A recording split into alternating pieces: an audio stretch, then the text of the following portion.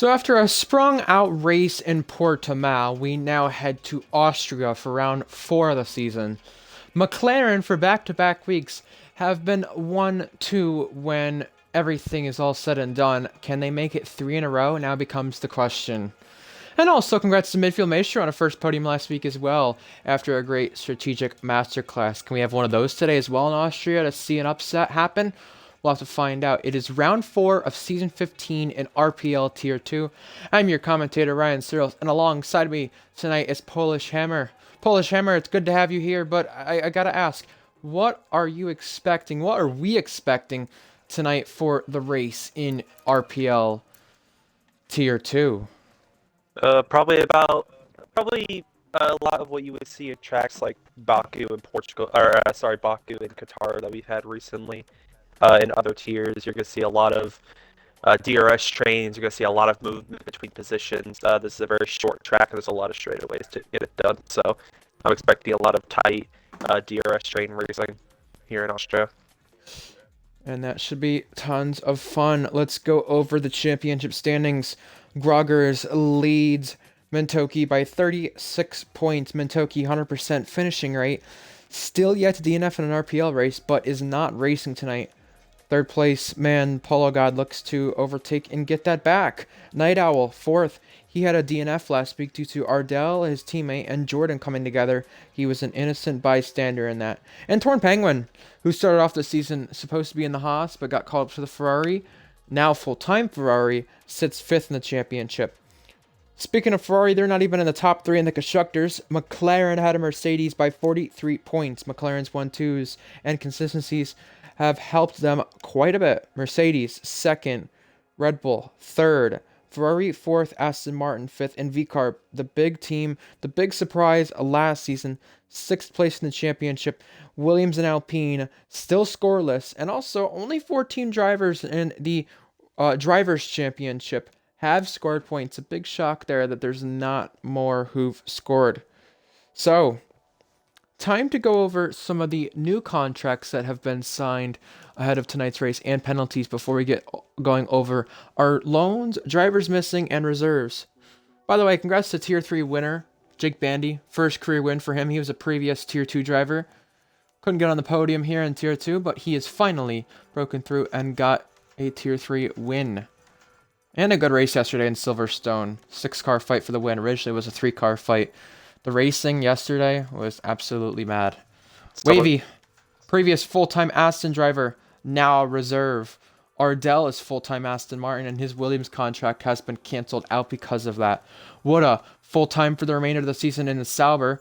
And due to the stuff going on last week between Jordan and Ardell, Jordan's been awarded a race ban for it and a qualifying ban to go with it. The Titan Man had a race ban last week, so he now has a qualifying ban, and luckily Danny got put in the Ferrari as he's late to the lobby. I'm so glad it did not put him in a different car. Alex Norris, full-time for Haas next season in this tier. Not going to be a Tier 3 driver any longer for Season 4. Lennon returns as well. He's not made a start this season so far. And also, we have some debuting drivers we'll talk about when we get loaded in.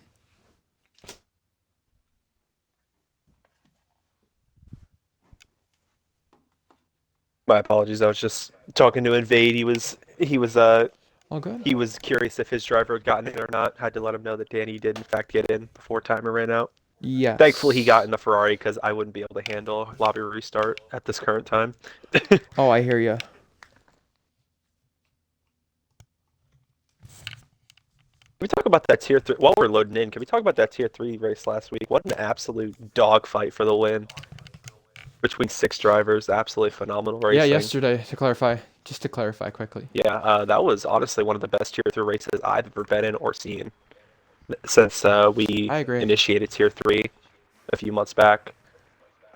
Hopefully we get to see a little more out of Tier 2 as well. And I think we will, honestly. There's a lot of good drivers in here, a lot of fast-paced drivers, and this is a very good track for, I guess you could say, fighting and jostling for position. So, Had some classics here in the past. absolutely. In Tier 2. So would not be surprised to see one again. Two things I want to go over before we get to our drivers on loan, missing, or reserves.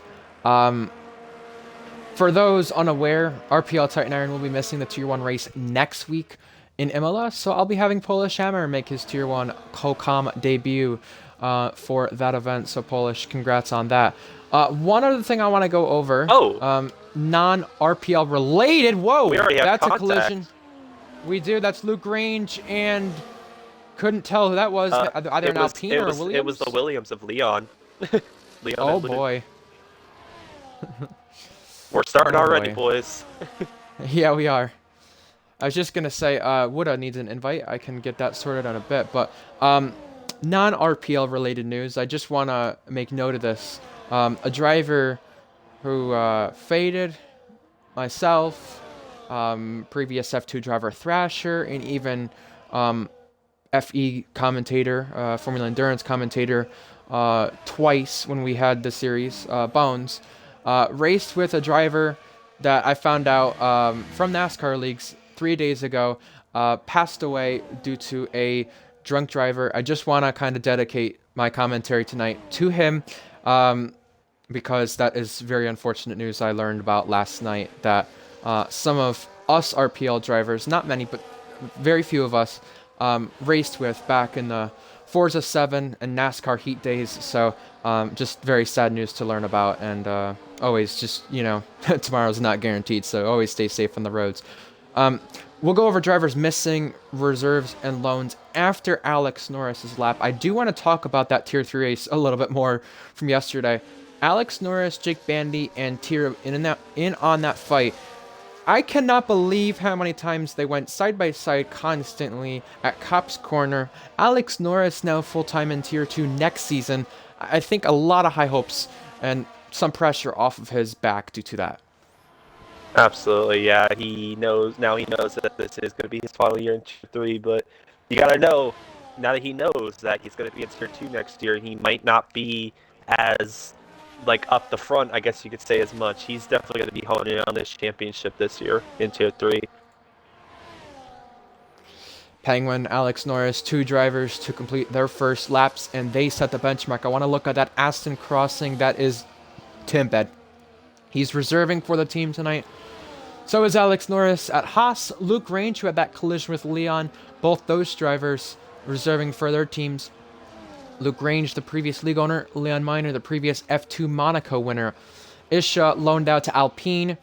Chalke in the Alpine is third or fourth Tier 2 race, one of the two. Beatnik on loan to Williams. Power Radity, debuting driver. Let's see who else we got. The Titan Man returning from his race ban. We have Ardell in the Mercedes instead of the Aston. Midfield Maestro, full-time Williams driver in the Aston. That means Night Owl is missing, Ben, I'm pretty sure. And so is Mentoki. Yeah, Mentoki and Night Owl both, yes. What a full-time on the Kicksauber now instead of being a reserve. Leon Miner a reserve. Some Tier 3 drivers in this race tonight, and Isha making his Tier 2 debut. So some stuff to note there. RPL Ardell had a good race here in Tier 3 last time he was here, and he slots it in second fastest ahead of teammate Lennon, who makes his first start of the season. And look at that, full splits for Mercedes going P3. And if you're not aware of what I mentioned in the pre-race show, Foles had a podium taken away in the stewards room last week, so still without a podium, looking for that first. But Red Bull shown what they were capable of last week. Speaking of what people are capable of, George App Williams, 4 wins in a row, trying to make it 5. Now top of our board in qualifying. 3-8 is the time to beat. Just looking to see here if I can get someone who's on a good lap here. Luke Range coming across the line here.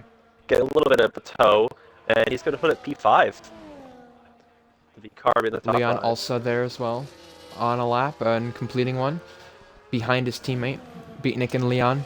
2 former F2 winners. Quite a lineup there. Williams heritage. Midfield Maestro on a lap as well for Aston Martin. And this guy we got to talk about, I think, a bit more Polish, because He proved to us that he can take a car that is 10th place or at least not in his comfort zone and make it be a podium car at the end of the day. And that's what he did last week in Portugal, getting his first career podium. I think what's really impressive with the midfield maestro is he showed that he knows how to play the strategy game very well. Him and Kieran were the only people that went hard or tried to go hard to the end, and he made it work. He was able to slot nicely in P5. I don't know if where did he end up after Stewards, or in P4? Who were we talking about again? I was just checking Twitch chat. Maestro, apologies. Maestro was 5th on track and ended up 3rd after the Stewards report, and the But Titan Man does serve as qualifying ban. So yeah, podium from Maestro. He really showed that he knows how to play the strategy game very well. He almost he almost took that thing to a win. Oh, a little bit of a spin here. Kieran. Yeah. And he's also had a podium previously in Tier 2, Kieran, but it's been a very long time since then.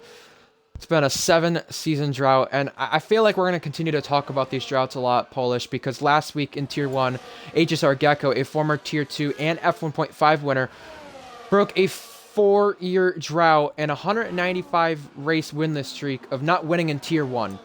Polo God has not won in F1 cars in RPL, but he's had podiums in this tier. And also, another thing to note too is that Polo has won in this league, but you gotta go all the way back to Season 12 F2, the end of F1 2021. And a total of 951 days. I feel like we're going to talk about these winless streaks a lot more. We talked about it a lot last season. Drivers like Blonde,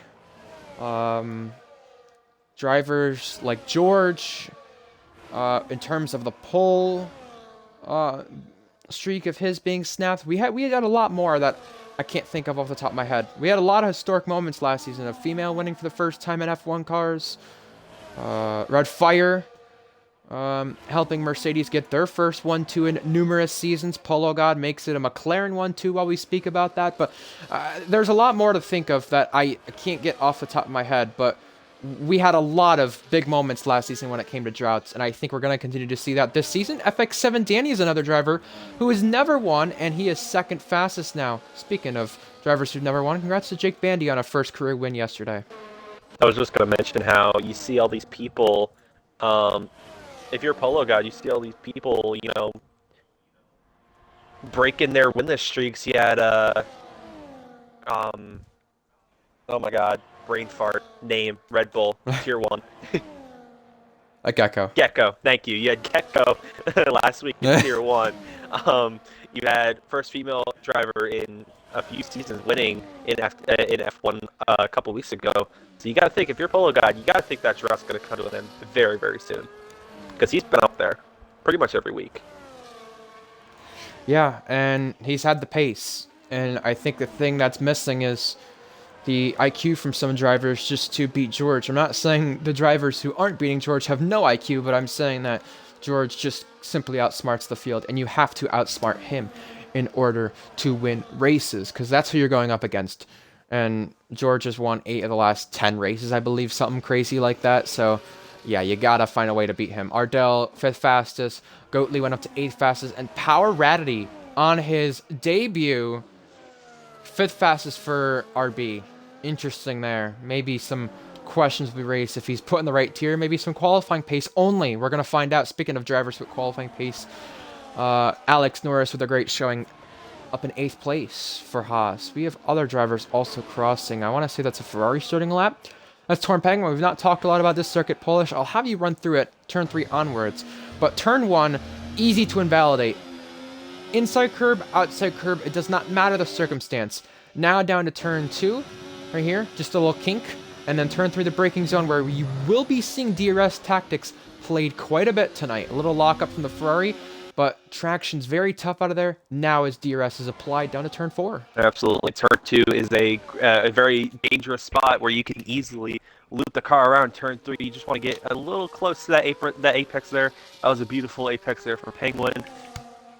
Just going to save the DRS a little bit here through turn 5. Just get a nice little run off there, go through turn 6, and then here is where I would see him turn it back to hot lap. Yep, there he goes, put it right back into overtake.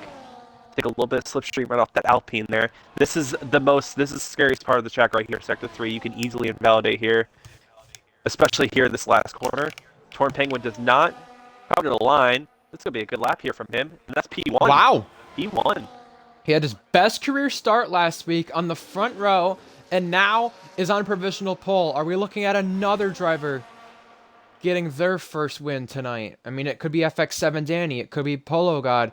I mean, he's won an RPL, but Danny and Penguin have never won in any tier, let alone tier 2 for that matter. George Williams was on a lap, but he invalidated.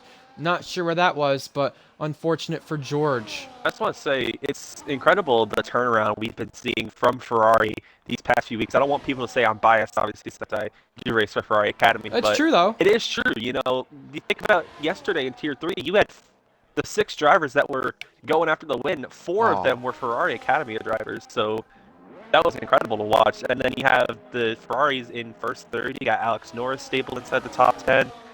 The Ferrari turnaround from last year has been absolutely incredible. Yeah, I mean, their only big moment in the last 10 races of Tier 2, I want to say, is when Mintoki won in Qatar.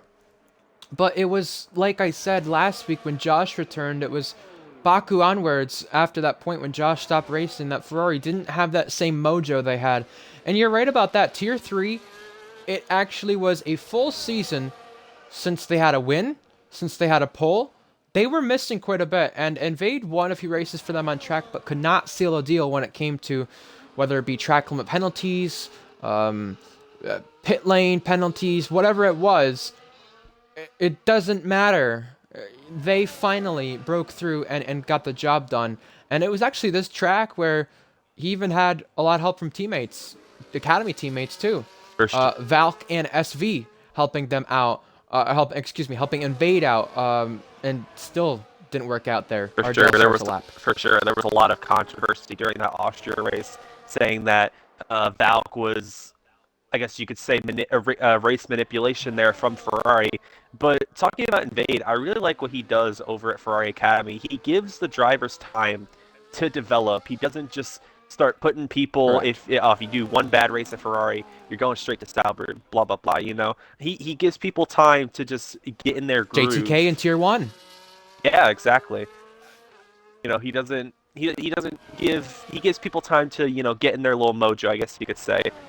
So I really like the ownership change going on in Ferrari because, it was kind of in a bleak place a few seasons back. Agreed.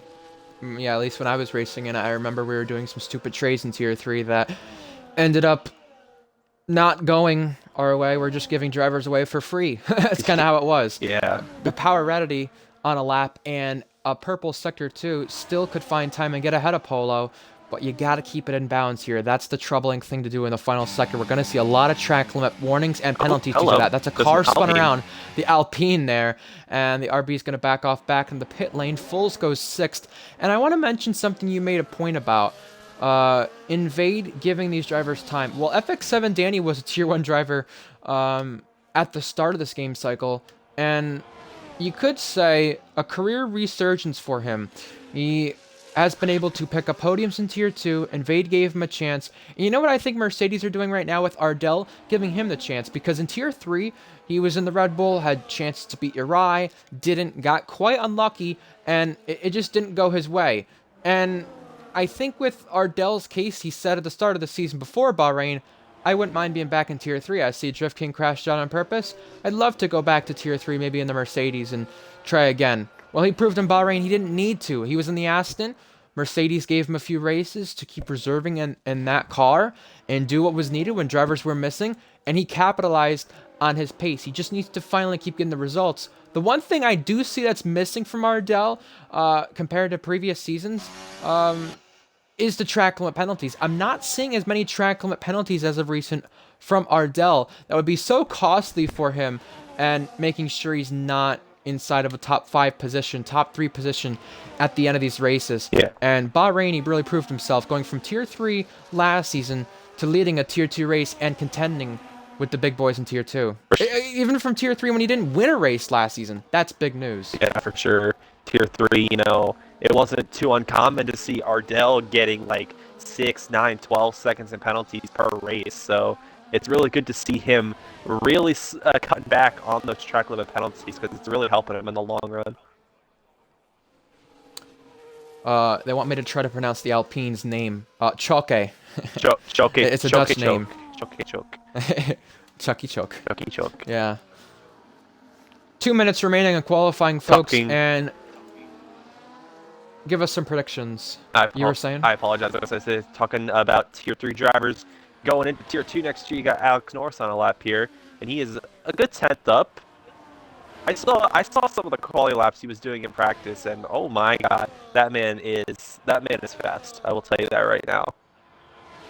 I want to look at last season's pole time very quickly on my screen. 3-3. Oh no, sorry, 2 seasons ago. 3-3. We're gonna see if we could beat that. Alex Norris beating his previous time he had on the board. I believe that is Ardell also slightly improving. He will stay ahead of Luke Range, but the top 5 drivers are on their final laps. Power Radity debut here tonight in the V-Carb, and both the V-Carbs inside the top 8. Maybe some questions raised about that qualifying pace. We'll see if he replicates that in the race, but he's still got a lap to do it here in qualifying and try and find some time. I'm sure he can. He starts his final flying lap, and so do others. Look at this.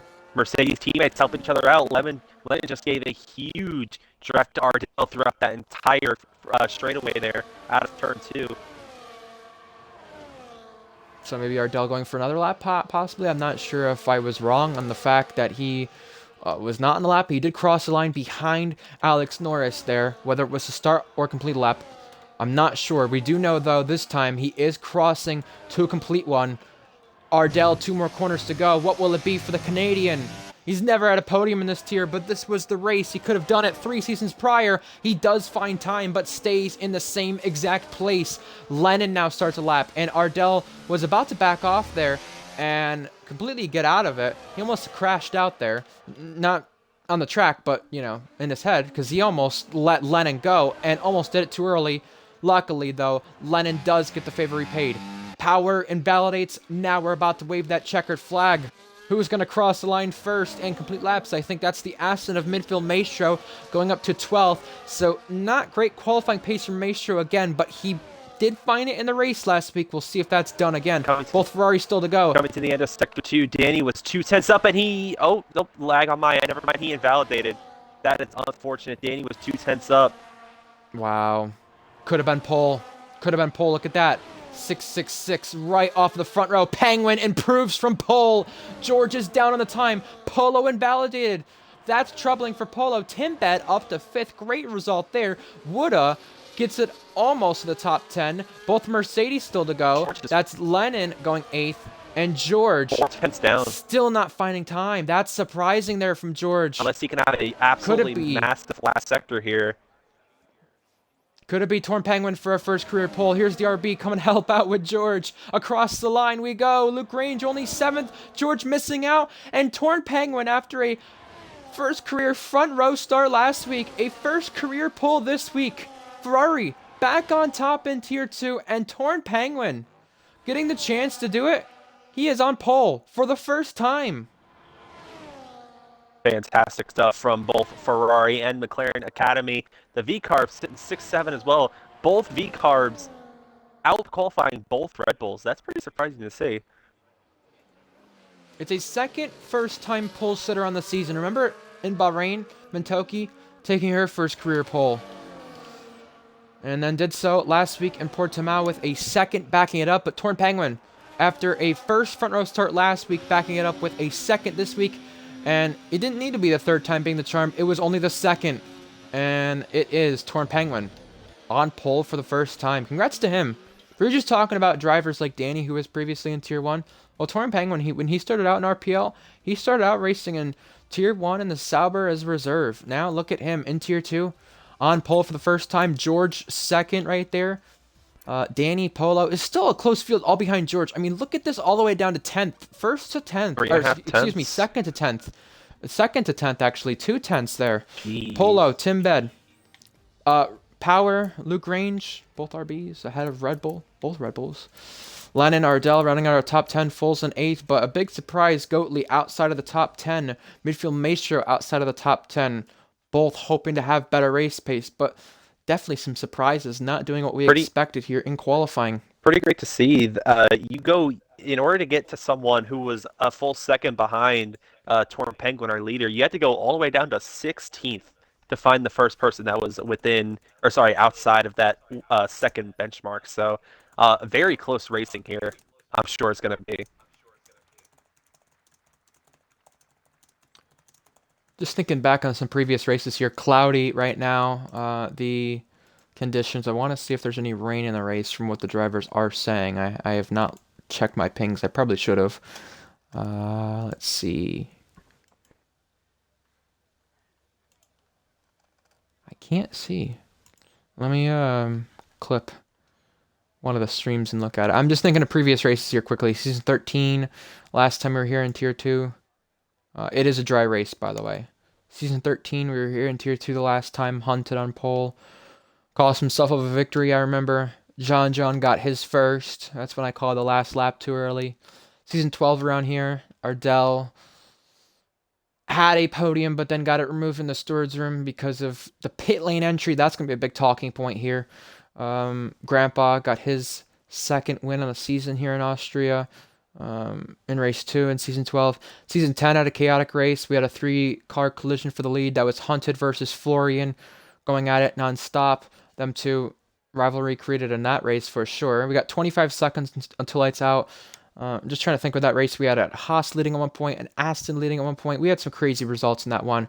Highlights are on the YouTube. We'd love to have you guys watch that back and talk about it more, but we only have 10 seconds. What do we expect for lap 1, Polish? Oh man, I'm gonna expect a lot of chaos. Not necessarily in turn 1. I think it's usually okay in turn 1. Obviously, it can get a little chaotic, but Onwards. turn two is gonna be the real chaos because that you're gonna have to slow up way hard for that. Oh, here we go. 5 red lights coming on for Austria.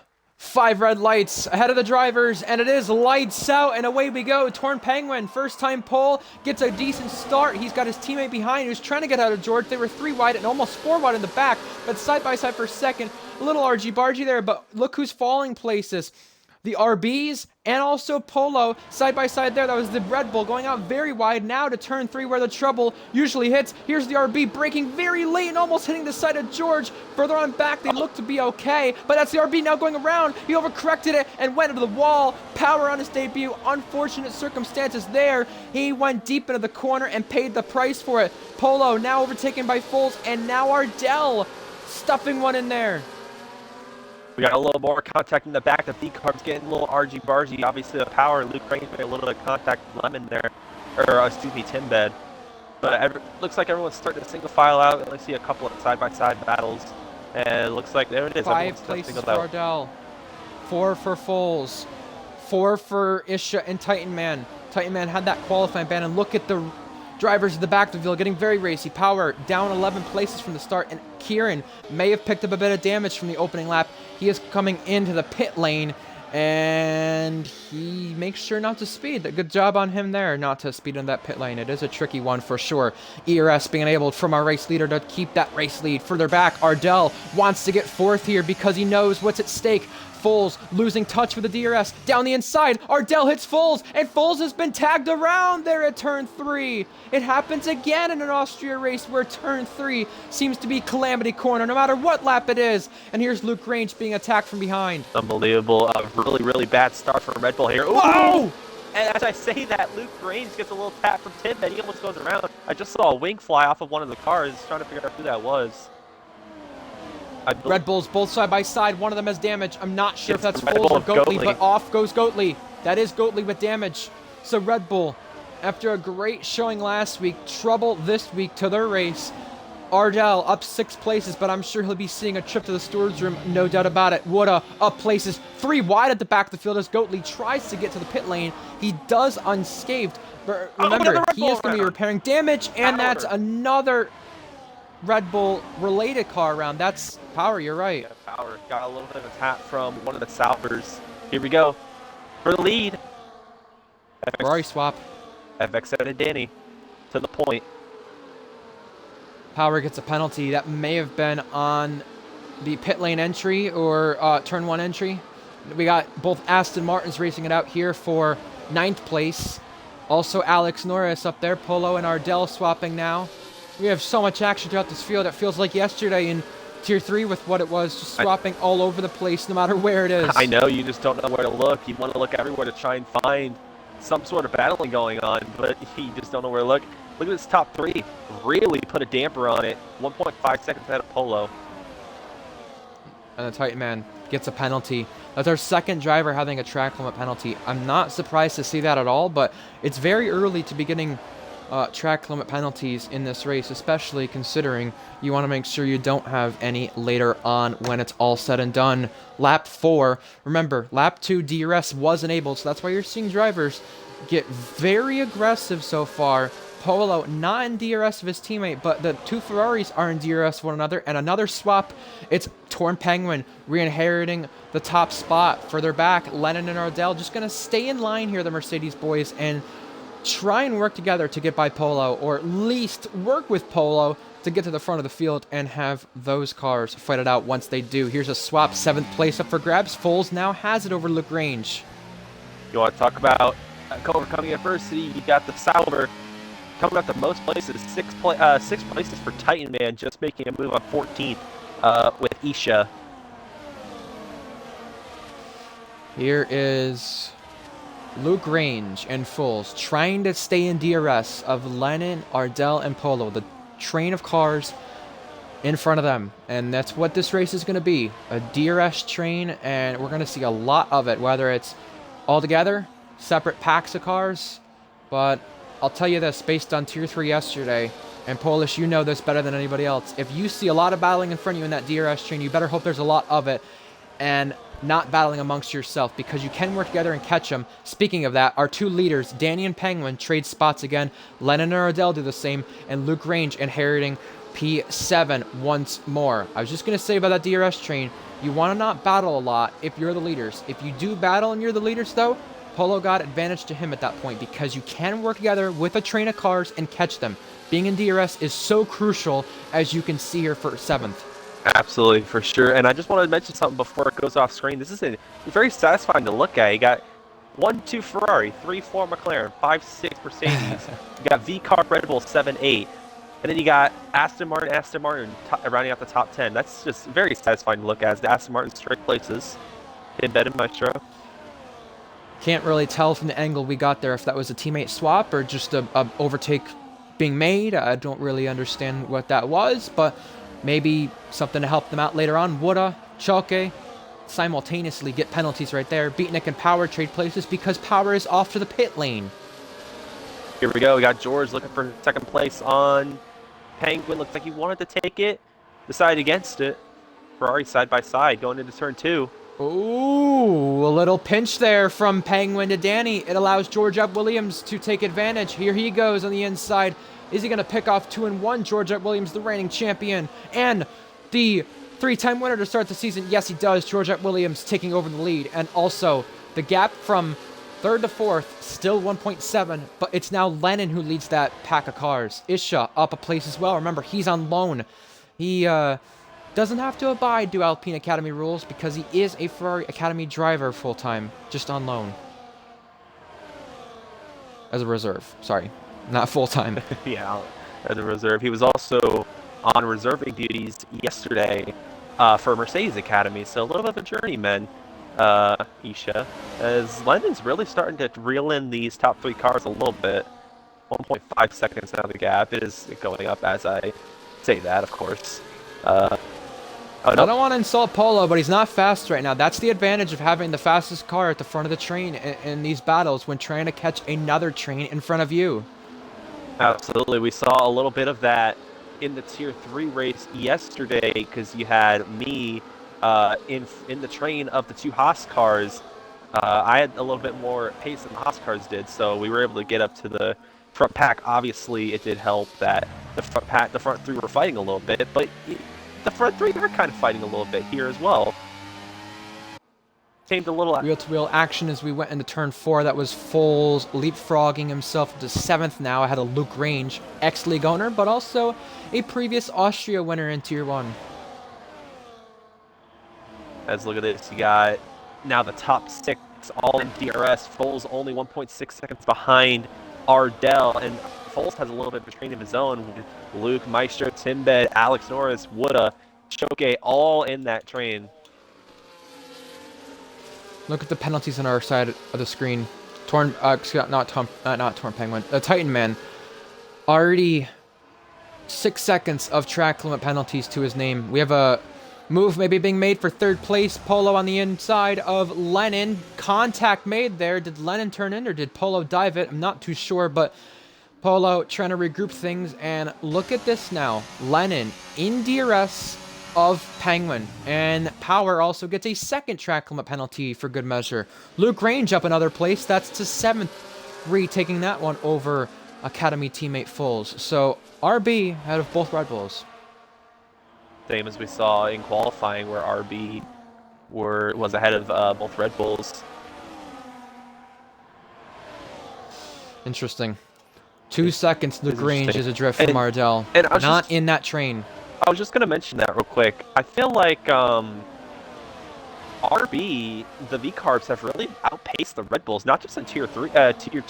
Obviously, I'm not sure what it's been like in Tier 1, but in Tier 3, the V-Carb has kind of been outpacing Red Bull as well.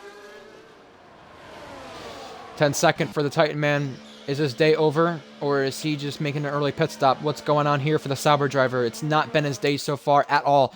Further back, Polo gaining a place on Lennon again. Up to 4th, the McLaren driver gets it. Midfield Maestro on Foles as well. Up a place there. Does Foles fight this back? No, but Midfield Maestro's teammate, Timbed, is doing just that. Leon and Beatnik trade places. That's down in 15th. But Foles squeezing Timbed right there, trying to shut the door. Remember, Timbed, end plate damage on that Aston, having to concede the place here into the next corner. Midfield Maestro. No, or does he? Or does he concede the place? Just nudging the back of the Red Bull and then going wheel to wheel here. Oh, little slide there. Alex Norris had to take evasive action. Everything's now all figured out here into the final 2 corners. We've still got this little train right here of about 5 cars from Midfield Maestro all the way back to Choke. I'm sorry, 7 cars. My apologies. Danny's still just barely sitting in George's. George has really started to put a little bit of a gap in there. He had a second gap at one point, but Danny was able to reel him in just ever so slightly. So you got to think George. Remember, George is playing the long game. I was going to say, yes, George does. It's on those hard tires, as well as Polo. So both McLarens on the hard tires, whereas both Ferraris are on the medium tires. So definitely opposing strategies there. Curious to see which one's going to work out better. We just witnessed a trade in places. Alex Norris and Woodda. Alex Norris and Timbed now, and Luke Range getting up to 7th there. Further back, Alex Norris not done with Tim, but he's going to squeeze him out there, and Timbed has to back out there. He does. Chalke also at the back of this train. Remember, he has a penalty, so does Woodda. If they're fighting for points at some point in this race, that will come into effect later on, their track limit penalties that they do have to spare. Ardell losing out in DRS with Lennon. That will be crucial there later on. And was that a moment from either Polo or Penguin? One of the two went very wide, exiting the last corner onto lap 11. Just talking about the penalty situation we have here, Penguin has 2 warnings. I'm pretty sure Danny has 1, George has 1. So everyone's still really riding a fine line when it comes to the track limits. So curious to see. I wouldn't be surprised if we see more track limit penalties as the day goes on. And Austria is very notorious for that. No matter the sector you are in, we have a battle still brewing further back. Woodda and Chalke, wheel to wheel here. I think Woodda wanted to give him a little pinch into the next set of corners. He still has a DRS train to follow, so you got to be careful under braking. Woodda hanging on, but only just now hits the side of the Alpine, but the Alpine goes on past. Beatnik and Leon Miner racing it out. Beatnik having a little wiggle, and ahead in the 15th spot there. Trying to look and see what we got going on here. We got Torn Penguin. Danny has really started to reel in George right here. We got 4/10 between him and the McLaren. Polo really on the back of Torn Penguin as well. Polo's You just really, gotta wonder. You go ahead. I was going to say, it looks like Polo's definitely got more of a long run car, because at the start of the race, he was starting to fall back. It seemed like Lennon had a little bit more pace than he did. But now Polo's right on the back of this front pack of George, Danny, and Torn. So good to see him finally starting to... That was scary. Danny moves further back. Big maneuvers. Here's Foles trying to protect 9th place over Alex Norris. Alex Norris going for the dive. Wheel to wheel there. And it is Alex Norris prevailing for now. And still holds it into the next set of corners. Alex Norris in 9th for the Haas team. Good news from Alex Norris there. Great move and even. Looking to get up the field. Alex Norris having a lot of pace in that Haas. Although Haas has had a lot of pace recently. Not just in Tier 2, but in Tier 3 and 1 as well. Ardell in. Ardell first to the pit lane. Interesting stuff there. He realized he was losing time to the front 5 and maybe going to try for an undercut. That is possible. For our lead, FX7 Danny trying to get the lead back. And he will. Breezing past George Up Williams to retake the lead. That was Danny's first real go at George. Oh, George is going to go right back at him. And here we go. Race down to turn 4. George Up Williams back in the lead of the race. Alex Norris and Foles are still not done for 8th place as well. You got to wonder, Red Bull definitely shouldn't be this far back, but the qualifying and the opening lap incidents did put them back here for both drivers, and Foles having to really fight the car now out of turn 5. Alex Norris really giving it to this Red Bull here. Alex almost went off the track into the kitty litter, but managed to keep it out. Really interesting to see Red Bull struggles recently.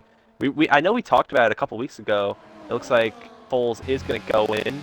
He's gonna... Whoa!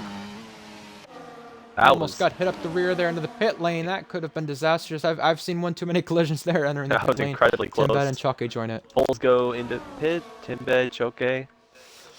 All going for a little bit of an undercut there.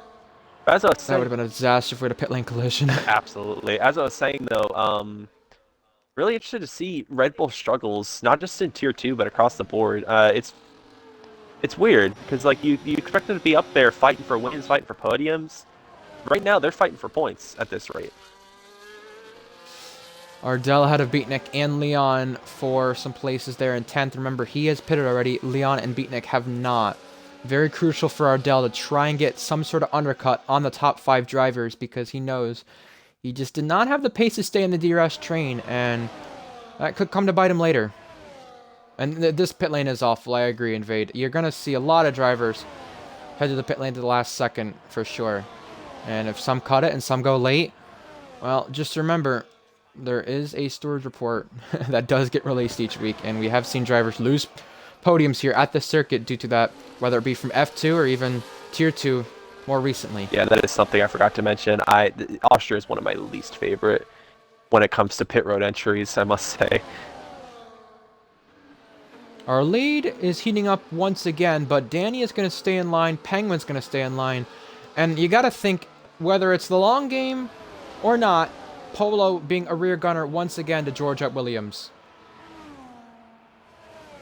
Here we got Foles overtaking 12th place on Leon Minor. He's going for the other Williams now. Beatnik, look at this, 3 wide. Oh!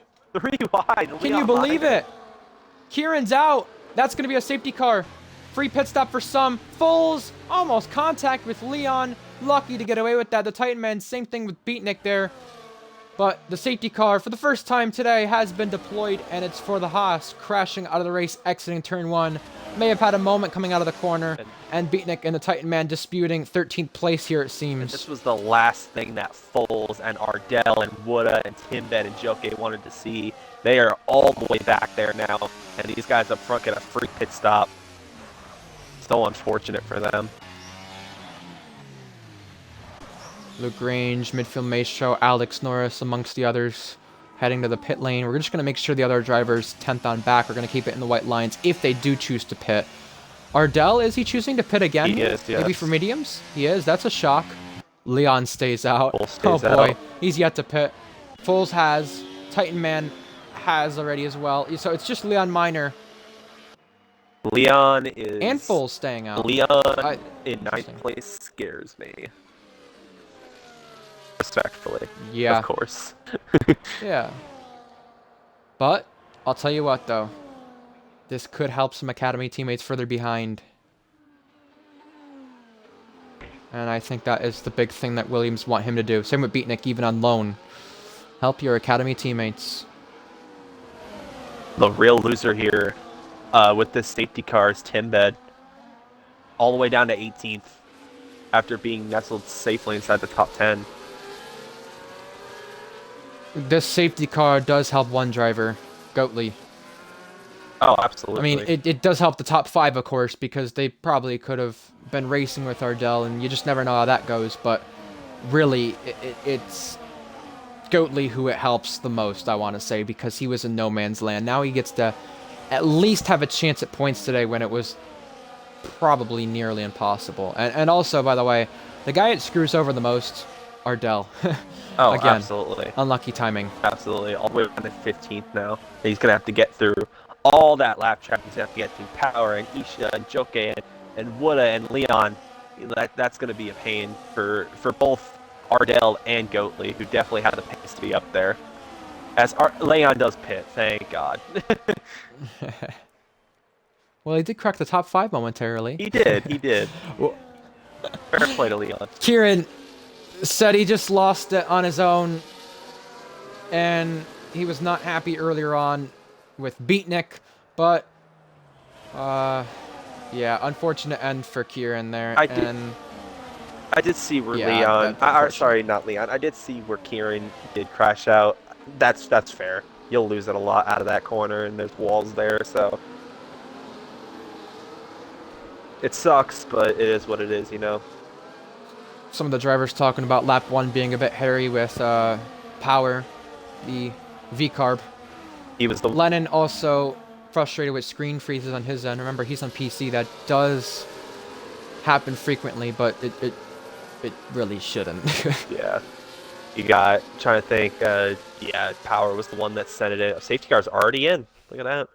Oh, boy. That was very quick. And it's called before the final sector, which I'm surprised about. Usually they wait to call it at the final sector, but that means George Williams can actually go a bit earlier if he chooses to. Interesting stuff there from the safety car and its timing. Yeah, back to that lap 1 incident momentarily. I'm sure the stewards will want to look at it, but I think Power did the right thing in trying to overcorrect it and also rear locking the car and not hitting George. If he hit George, we'd be talking a whole different race here. That's for sure. Oh, for sure. Medium tires for Luke, medium tires for Polo, medium tires for George.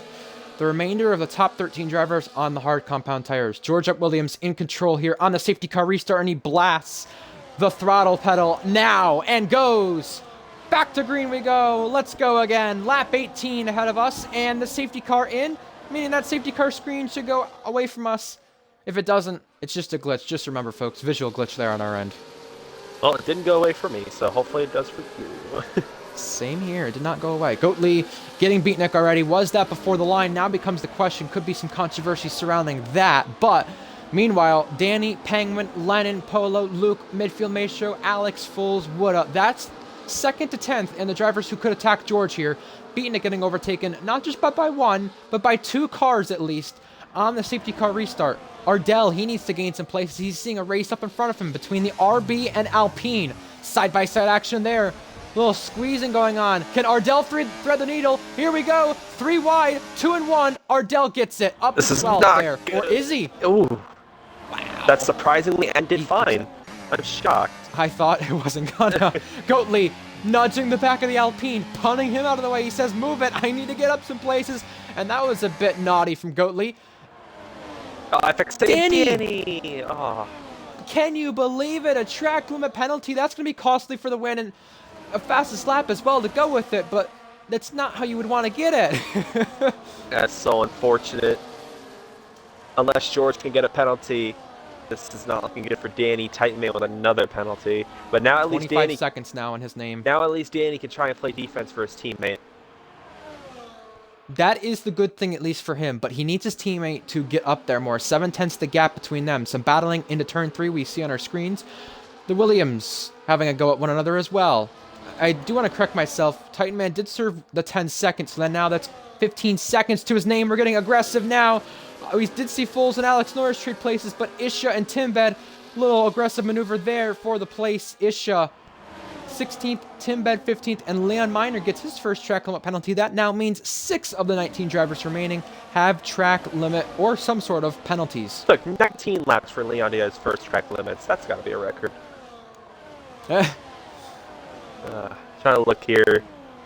The top, what do we got here? That's like the top 12, 13 cars all in DRS of one another. You know who's in it? Goatley and Ardell, who didn't seem like they had a chance. They do now. That they are. No penalties either there. They already have the positions on Buda and Choke because of their penalties. They just got to get past them now to try and get the rest of them. What will Danny do now with the penalty sitting behind George Williams for the lead? We're already past halfway, but we have some moves. The Titan Man for 14th place here. Was that a crash there? That was. Power off. I think Tim Bet as well. The Titan Man up some places, and Danny takes over the lead into turn 4 on the brakes. Smooth move. Ardell overtakes Choke as well. Crucial there. Very crucial because Ardell on the medium tires. Ardell. We don't want to hinder his progress. I was going to say Ardell and Goatley both on the medium tires. Goatley going in on Choke too, right on the back bumper of him. Danny leads this race, but has the penalty to spare. The interesting stuff now is George Williams, who previously did not have DRS, does, and so does the driver in 3rd place, Torn Penguin. Isha with a penalty. Now make that up to 7 drivers with penalties on our screen. Goatley and Chalky trading places. Ardell now added to that list as well. That's 8 drivers. Goatley swapping places there on our timing boards, but the top 8 still in the fight. Ardell, Goalie is really having problems getting by Choke as he finally looks like he's going to be able to, but that took way longer than I'm sure Goalie would want. As Choke is going to look and try and go back. A little bit of contact. Up the outside. Will the Alpine pull it off? He has to back off and live another day for that move to work out for him. The Dutch driver cannot do it. Also, further back, Timbed and the Titan Man. Is there a clash there? I think there was. The Titan Man off and back out of DRS. Unfortunate there. I think that's the 2nd incident he's had here, at least in the last few laps since the safety car restart. Very unfortunate for the Titan Man, who's had 15 seconds of penalties to his name already. Unfortunate. The one good thing I will say that is going in Danny's favor, I'm looking at all the warnings. You got Polo's got 1. You got George has 1, but you have Penguin has 2. Lennon has 2. You got Luke Grange also with 1. So here we go. George Williams thought about it, but he's going to save it for DRS next time. Polo and Luke side by side there for their back. We have Penguin now attacking George. We're going to go 3 abreast to the next corner. Maybe no. Penguin backs off of it, but George takes over once again. Still remaining wheel to wheel now for turn 4. George through and ahead. Great action here. Fantastic action. Look at this. We got Wuda and Choke side by side as well, as they do not decide to go side by side into that corner. Ardell and Goatley really have lost the top 9. 2 seconds behind Alex Norris. Ferrari, they won 2 races last season, and both those drivers were first-time winners. If Danny or Penguin win, they would be a first-time winner as well, but it's likely to come from the 2nd Ferrari, Torn Penguin, tonight because of the penalty. Further on back, you saw Goatley, Chalke, and Woda racing it out, but this is all meaningless for them because although it's 10th place up for grabs, they're not in this fight for the top 9. Oh, that was an incredible save by Goatley. Speaking of the top 9, Danny takes back the lead of the race. We are 3 wide. 7th. We're 3 wide. 4 wide almost. 2 by 2 to the next braking zone. Goatley getting it. That's incredible. I'm not sure. Switching to the lead momentarily. George Williams re-inheriting it. The Sauber is spun at the back. Side by side for the lead. George Williams cannot keep it. Or does he? He boosts on the outside of the surface to keep it. Side by side, Maestro and Foles as well. Oh, God. Oh, my God. Alex Norris. Where do you look? Well. Where do you look? You don't know. Alex Norris with another 3-second penalty. That's now 6 seconds for him. This is that time where you wish you had like 6 different TVs to look at all the battles going on. It's impossible. Would be a nice Christmas present. That George Williams, lap 24, holding on still. 9 cars at the front of this field. Timbed with a penalty. Look at outside of the top 10. Beatnik, the only one without a track limit penalty. The two Ferraris finally swapping. Penguin having a chance to maybe go for 2-1. Look at that. Jockeying from left to right to the lead. Penguin takes over. Look at this. Range takes 5th. And there's contact. Danny going for P2 on George. He needs it desperately for Ferrari's sake to get the win. With 12 laps to go, next time, George Williams does not get through. Ferrari 1-2, and there's a spin. Luke Green just been tagged. Oh, another spin. Big off from Buddha. He broke his wing. That's going to be a PSC. Ardell involved in it too. That was a huge off from Buddha. It looked like he got tagged and spun. Look at this. For 4th, we're arguing the place under the VSC, Lennon and Polo. One of those two hit Luke Grange around, by the way.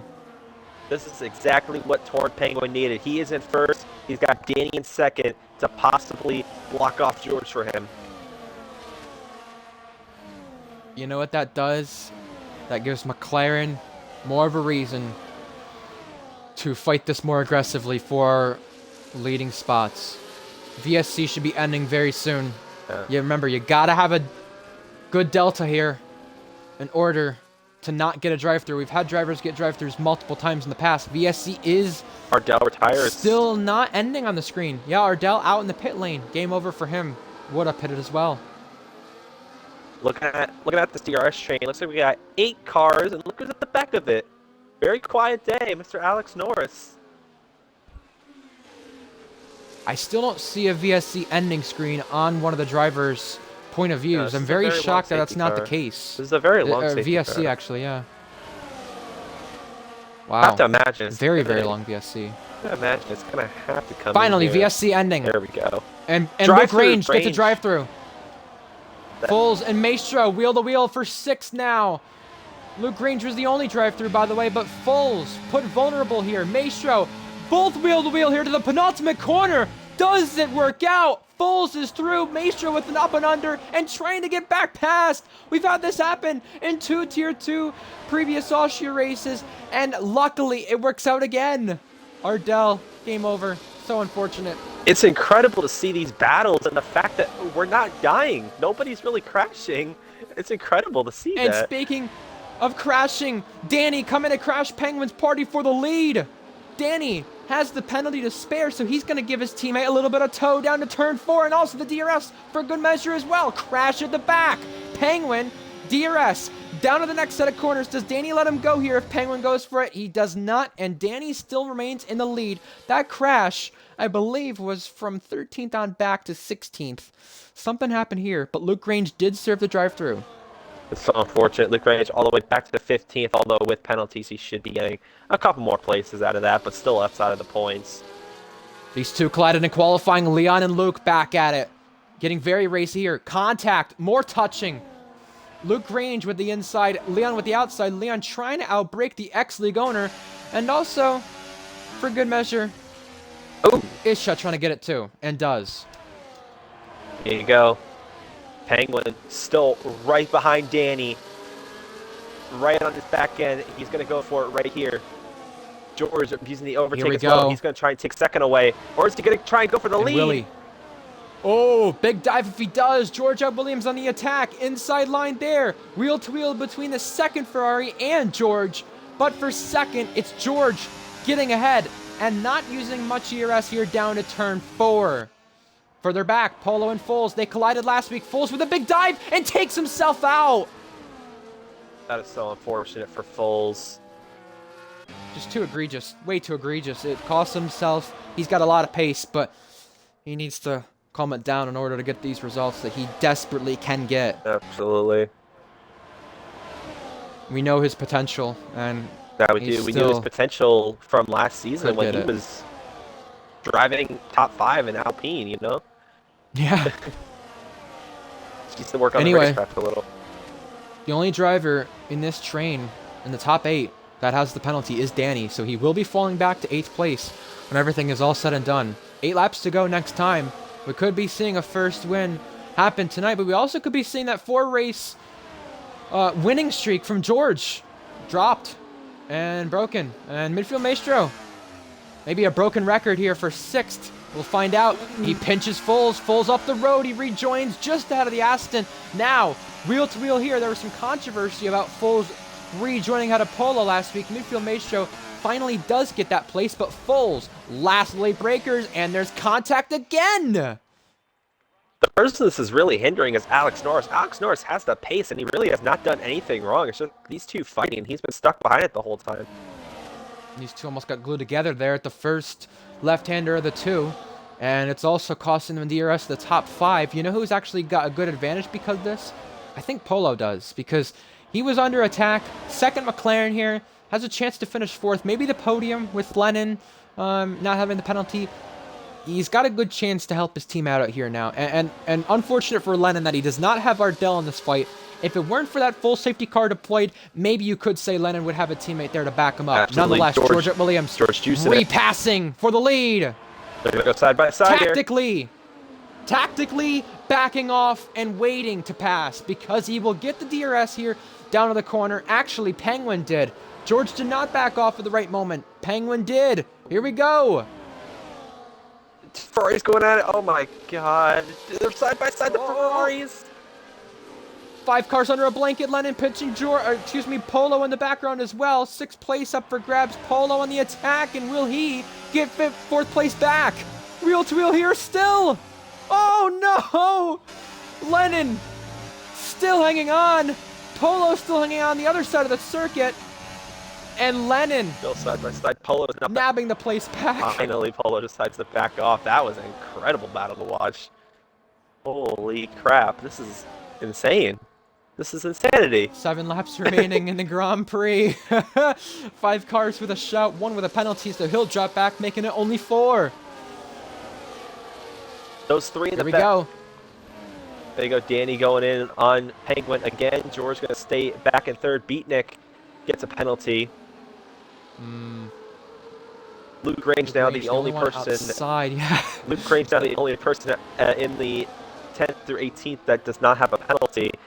As I was you beat me to it. I was gonna say, as I was saying before, the 3. Oh, Alex Norris going through a Foles. There it is. Tim bet on power. Now, you were saying? As I was saying, those 3 in the back fighting really is going to help Danny because Danny was looking to fall back all the way to 8th. Now Danny's looking to all the fall back to looks like 5th. So that's good for Danny. Absolutely is. Lennon. We spoke about droughts in the pre-race show with Gecko, and also during qualifying. His last win comes from Season 10 Mexico. His teammate that day, George Alp Williams. He needs to pass him to have a chance at least for the victory. 6 to go, and Lennon will be breaking a 5-season drought if that's the case. Foles behind Alex Norris. No move made there in turn 1. Obviously, unsurprisingly, you don't make an overtake at turn 1 here. A lot of Austria. Speaking of overtakes, re-overtaking for the lead is Penguin. But how does this change the race for the win now? He's got a car in between himself and George. George is not juicing the ERS. He is just sitting behind these 2 Ferraris.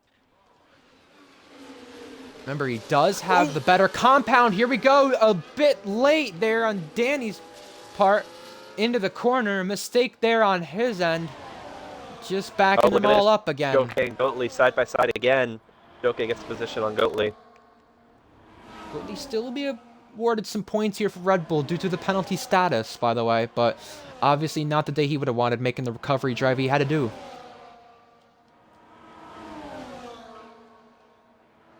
Look at this, DRS now enabled. Gonna have Penguin, Danny, George, Lemon, Polo. God, that's the top 5.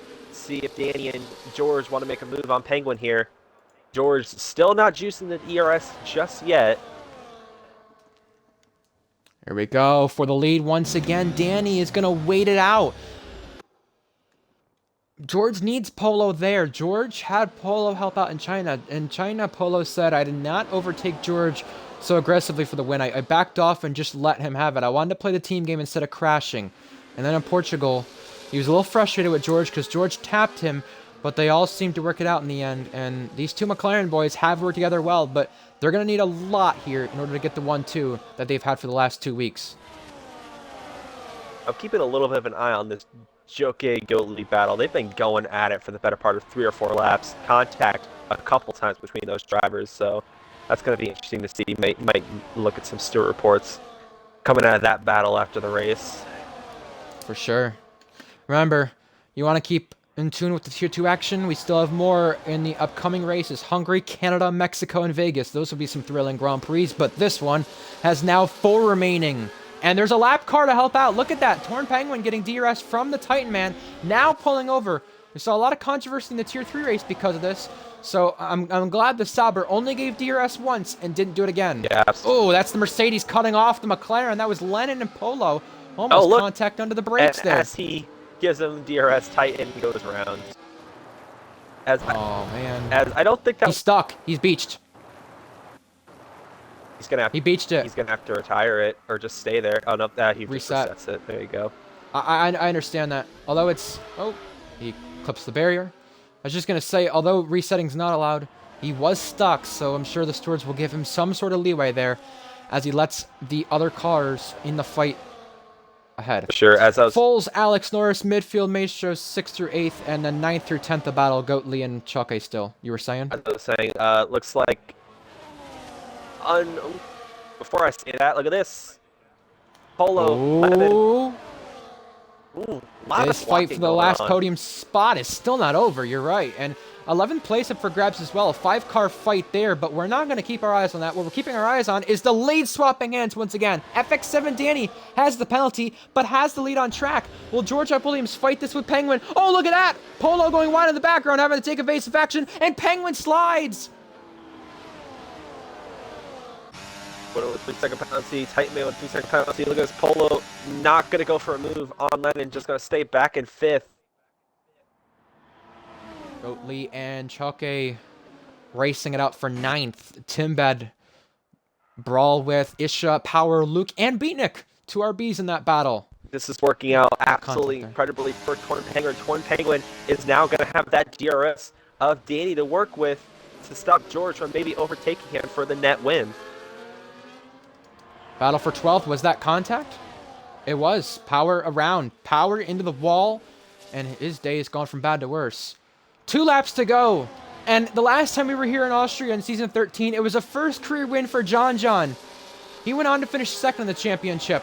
Who's gonna at least challenge George with that 4-race winning streak to deny that from going to 5 and also get their first career win? You got Polo in the fight who could. You got Penguin in the fight who could. Alex Norris up to 6 now, trying to get Haas their best finish on the season. Foles trying to still fight it. Penguin behind Danny. How does Danny help out Penguin here? Danny's got the lead and has the penalty. He won't win this race. He won't get a podium unless something catastrophic happens. But he's towing the teammate along, and that's maybe what Penguin needs. But how does it all work out when we get to turn 4, which is the last braking zone of the DRS straights? I think next time by. I think by that point, Danny will have to let Penguin go. There's not going to be many opportunities for George after that to get by. Penguin's also way better in the ERS department, by the way. Penguin is... Oh, George slide! And that's a costly error for the championship leader and the driver who's won 4 straight. Maybe his chance at a first career, denying first career win of Penguin could be coming undone. Here's the Ferraris assisting each other once again. Danny letting Penguin through for the lead. And Penguin, who started from pole, is trying to seal the deal. Danny just nudging him through and saying, get on, go, I'm helping you out here for your first career win. George does not have much ERS left. He is in the teens. Penguin's still in the 20s. George really not doing well with the ERS management, and that might cost him this win. Unless something very nasty happens, George will be losing out on getting a 5th win in a row. It's been 4 in a row for George, 3 to start the season, and lots of places trading further on back, but Lennon could not get 3rd on track. You got a caution too. Well, it must be said, what Ferrari is doing to help revive some careers here in RPL is amazing. From pole to win, both the first time for Torn Penguin. It's his first career win, and it's coming in Austria. Penguin sees the flag first, and a photo finish for 3rd. Polo got Lennon by 100th. A great photo finish there. Double McLaren podium, but more importantly, a first win for Ferrari's Penguin. He has done it finally. Incredible. Absolutely phenomenal. Joke's going to take that last points paying spot. Goatley with the recovery drive in ninth. Luke, after the drive through, doesn't get any points. That is so sad because he had a really good race. He was inside the top 10 most of it. 2 days in a row. 2 first wins in a row. And Leon Miner out of fuel. And gets tagged! Oh. No. Power. Torn Penguin. You can't say his chance for a win is torn apart now. He finally stands on the top step in the fastest lap. There you go. Yeah. Well, a day that was absolutely horrid for him is not as horrid after all, can you say? I don't think he got fastest lap. I'm pretty sure whoever came in last took it away. Titan Man, maybe? I think so. I think I saw that. Oh, man. We're going to check that out in a moment. But the game gives Foles driver of the day. I'm going to say it's either Alex Norris or Penguin. Penguin for me. Both those two drove great. Penguin for me. Let me just look real quick. Yeah. Oh, no, Power did take it. Never mind. Okay, there we go. Good for him. Penguin, joined by the 2 McLarens on the top step. McLaren not 1-2 for the first time in 3 weeks. George not the winner for the first time in like almost 2 months. But Torn Penguin, another driver here in the Ferrari Academy who needed his career revived.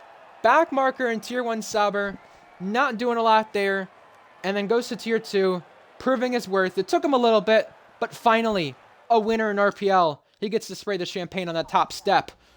Look at the drivers who gained places. Lennon from 9th to 4th. Maestro from 14th to 8th. A better race from him. Isha 19th to 12th. So good on the Turkish drivers to do what they did today. Polo, another podium, but still missing out on the win. He just edged out Lennon there. Danny 5th. Foles 6th. Alex Norris 7th. Here's your full results further back. We only lost 2 drivers in the event. And, props to Goatley as well. Goatley started 13th, went all the way back to last after getting spun on the first lap, and then all the way back to 9th. Pretty good recovery drive from him. I also have to give Danny a lot of credit because he did help Penguin out quite a bit. He could have just got frustrated after the penalty and done absolutely nothing, but he comes in a little late from other league races, head of RPL, and still does not give up. He tries to fight to the very end, and Danny, who's not had the best start to the season, did do Ferrari a big wonder there.